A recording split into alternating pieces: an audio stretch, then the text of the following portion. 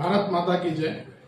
Bharatiya Janata party Bhagyanagar జిల్లా సంబంధించి ఈరోజు మీడియా ముందుకు ఒక ప్రత్యేకమైనటువంటి విషయం లోపల మీ ముందుకు రావడం జరిగింది. తెలంగాణ రాష్ట్రం లోపల కామారెడ్డి ఎలక్షన్ లోపల బీసీ డిక్లరేషన్ చేసి ఈ రాష్ట్రం లోపల ముఖ్యమంత్రి రేవంత్ రెడ్డి గారు బీసీలకు 42% రిజర్వేషన్ ఇస్తామని చెప్పి దాన్ని అసెంబ్లీలో కూడా చర్చించినప్పుడు బేషరతుగా భారతీయ జనతా పార్టీ పూర్తిగా మద్దతు ఇచ్చింది. అది చేయలేనటువంటిది, సాధ్యం కానటువంటిది.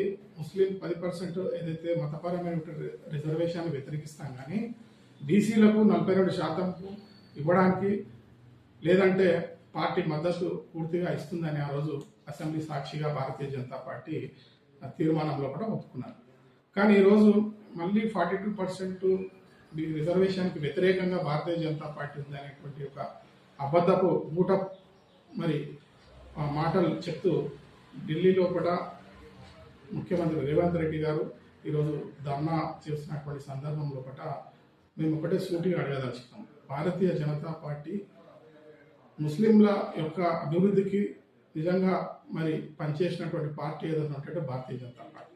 కానీ 42% లోపల 10% ముస్లింకు ఇచ్చినట్టయితే పూర్తిగా బీసీలను మోసం చేసినట్టే, బీసీలకు అన్యాయం జరుగుతున్నటువంటి విషయాన్ని నేను ఈరోజు మీడియా ద్వారా తెలియజేస్తూ దీన్ని పూర్తిగా ఖండిస్తూ ముస్లిం రిజర్వేషన్ ఏదైతే ఉందో దాన్ని పక్కన పెట్టినట్టయితే 42% రిజర్వేషన్కు భారతీయ జనతా పార్టీ మద్దతు ఇస్తుంది. కేంద్రంలో ఉండేటువంటి నరేంద్ర మోడీ గారి ప్రభుత్వం కూడా దానికి సానుకూలంగా ఉన్నటువంటి విషయం తెలియజేస్తూ ఈరోజు బీసీలను భారతీయ జనతా పార్టీ బీసీలకు వ్యతిరేకంగా ఉందనేటువంటి వ్యతిరేకిస్తుందనేటువంటి విషయాన్ని ఈరోజు అబద్ధం మాటలు చెప్తూ భారతీయ జనతా పార్టీ మీద బురద పూసేటువంటి ప్రయత్నం చేస్తుంది.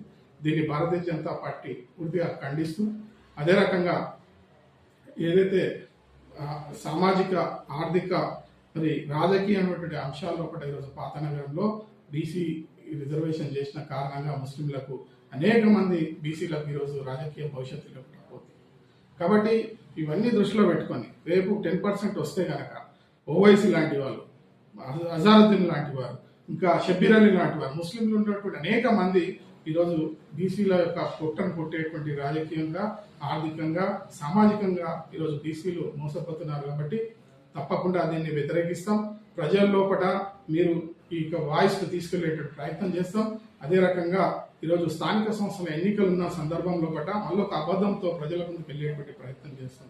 6 గ్యారెంటీలు అమలు చేయలేనటువంటి రేవంత్ రెడ్డి ప్రభుత్వం ఈరోజు స్థానిక సంస్థల ఎన్నికల్లో ప్రజలకు ముందు పోయే మొహం లేనటువంటి రేవంత్ రెడ్డి మళ్ళొక్కసారి ఒక అబద్ధంతో ప్రజలను మళ్ళొక్కసారి తప్పుదో పట్టించేటువంటి ప్రయత్నం చేస్తున్నారు. దీన్ని పూర్తిగా భాగ్యనగర్ జిల్లా భారతీయ జనతా పార్టీ ఖండిస్తుంది.